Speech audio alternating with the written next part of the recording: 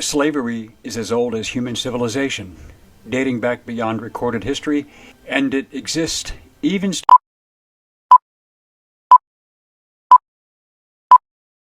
Hello guys, hi, happy new year once again. Welcome back to the channel. So guys, we're gonna be reacting to a video. Is a history. So the title of the video is Truth About the White Slave Trade, guys. The Forgotten History. Wow, this sounds so interesting, guys. So watch this with me. Let's go.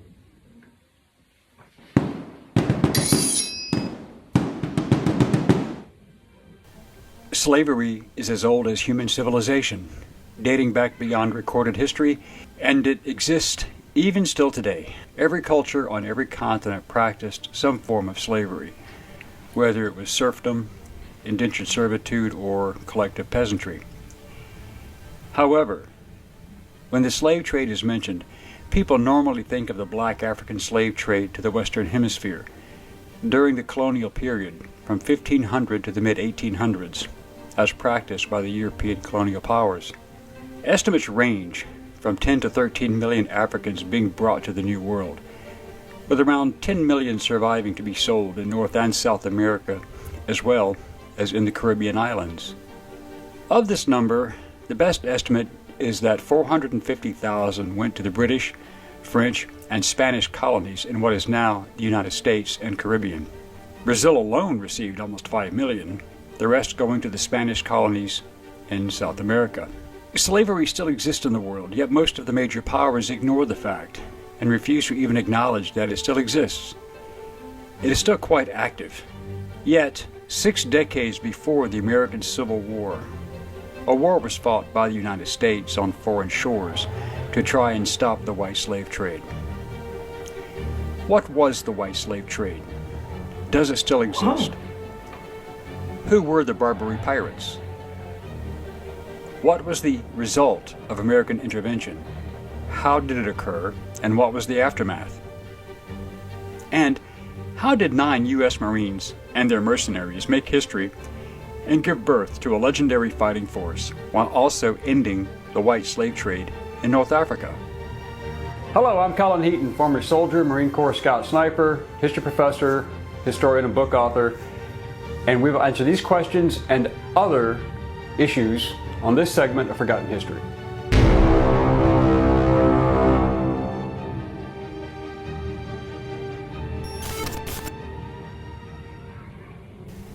During the late 18th and early 19th centuries, the world was on fire, as France and Britain were engaged in the Napoleonic Wars, which was another series of conflicts just like the 7 Years' War, again involving every nation in Europe.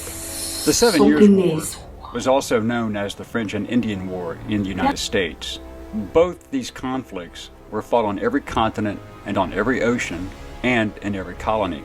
Even during these protracted wars, the transatlantic slave trade continued. It was big business. While the European powers were destroying each other, Thomas Jefferson became the 3rd President of the United States from March 4, 1801 to March 4, 1809, and he had several major issues to contend with. The Louisiana Purchase of 1803 from France doubled the size of the United States. The Yazoo territorial disputes in western Georgia were hotly contested. The launching of the Lewis and Clark expedition in 1804 to explore the newly acquired country, and the contested issue of slavery. In 1806, Jefferson denounced the international slave trade as a violation of human rights and called upon Congress to criminalize it. Congress responded by approving the act prohibiting importation of slaves the following year.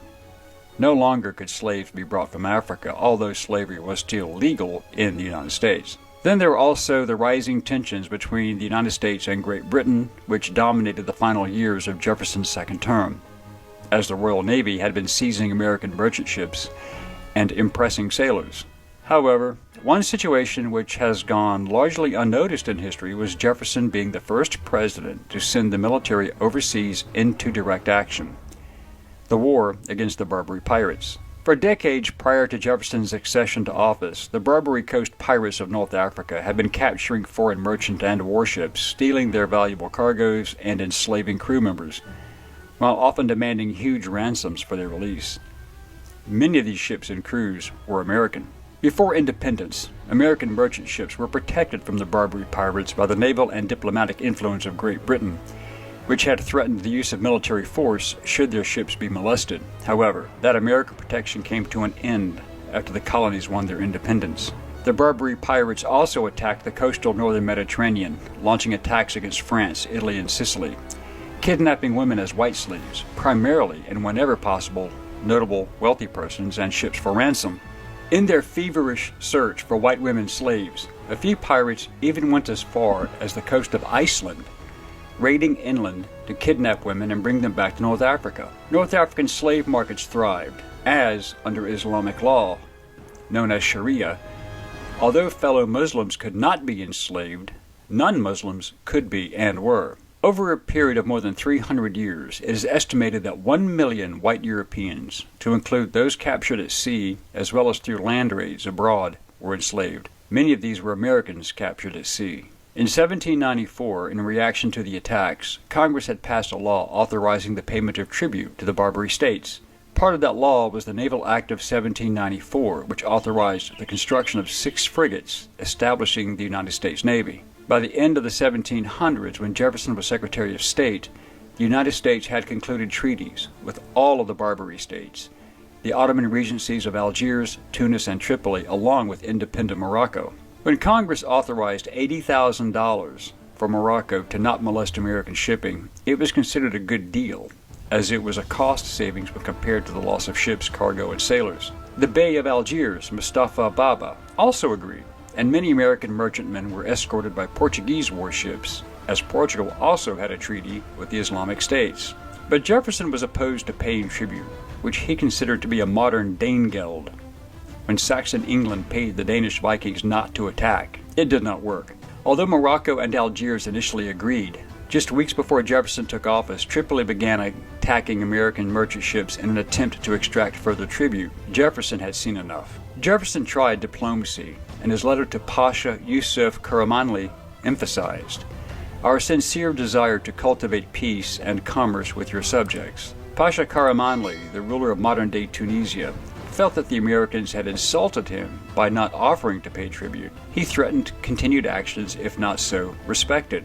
Pasha Karamanli was already at war with Sweden, having broken an existing treaty after Sweden agreed to pay annual tribute and ransom for 131 captives. 14 Swedish merchantmen had been seized by Tripolitan corsairs.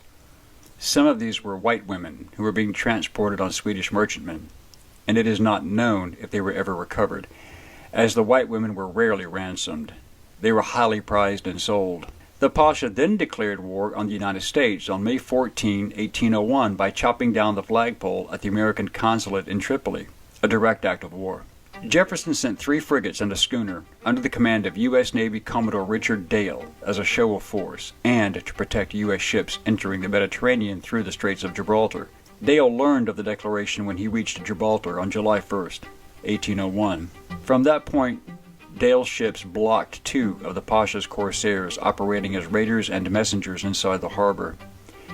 Yusuf Karamanli was shocked at the American audacity. The Sultan of the Ottoman Empire, Selim III in Istanbul, was also less than amused, yet did not interfere when the Americans became involved.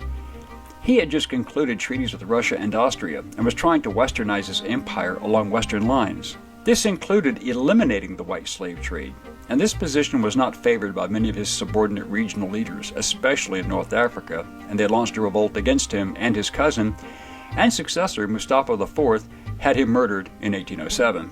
He was not about to give up such a lucrative business. The U.S. blockades halted Barbary trade and raids with Europe, but did not stop Tripoli's trade with the other Barbary states. It did, however, incite the other rulers, who considered siding with the Pasha, and they expelled their American diplomats. The United States was putting a major dent into their pirate enterprises, to include the white slave trade. The possibility of Tunis, Algiers, and Morocco joining forces as a result of losing this lucrative business became a serious concern during 1802, but in 1803, Captain Edward Preble was the new American naval commander, and he was aware of the white slave trade and piracy, and he began to deal with it. On September 12, 1803, the USS Constitution arrived off the Barbary coast to confront the Tripolitan pirates. In October 1803, the frigate USS Philadelphia ran aground and was attacked and seized, and the 307-man crew was held for ransom. In response, on February 16, 1804, a group under Navy Lieutenant Stephen Decatur slipped into Tripoli harbor after dark, boarded and set fires that destroyed the Philadelphia. The Pasha, in response, demanded an outrageous sum in ransom for his American hostages, even threatening death if it was not paid. In 1804, Commodore Samuel Barron, aboard the USS President, took command of 11 vessels, and he had new orders. But due to illness, he handed command of the squadron to Captain John Rogers. Jefferson had again seen enough and decided to take direct and immediate action. He sent the order. Ex-Consul William Heaton, a former Army captain who used the title of general, and United States Marine Corps First Lieutenant Presley O'Bannon, would lead a force of 8 U.S. Marines and 500 mercenaries to take Derna and free any hostages. These mercenaries were Greeks from Crete, Arabs, and Berbers, opposed to the regime, and started on a march across the desert from Alexandria, Egypt in April 1805. Their objective was to capture the Tripolitan city of Derna. The Muslim troops were under the command of Egyptian Sheikh El-Tahib, the Ottoman Empire viceroy. William Heaton, who was overbearing and not very friendly, kept himself aloof from his men and was in overall command but leading only half the group. He had a tough job controlling the largely undisciplined mercenaries, and the infighting between the Christian Greeks and Muslims, few of whom were professional soldiers, became a problem. His promises of money and loot once they took Derna was looked upon skeptically. However, O'Bannon and his 8 Marines embedded with their mercenaries shared food, hardship, water, and earned their trust. O'Bannon decided to take the Muslims from Heaton, exchanging them for his Greeks. The Marines built a strong fellowship by not denigrating the Islamic faith. They discussed their similarities and differences. O'Bannon also knew that many of these men had either been hostages themselves or had lost friends and family to the white slave trade. Heaton reported in May 1805, quote, "Our only provisions are a handful of rice and 2 biscuits a day," end quote.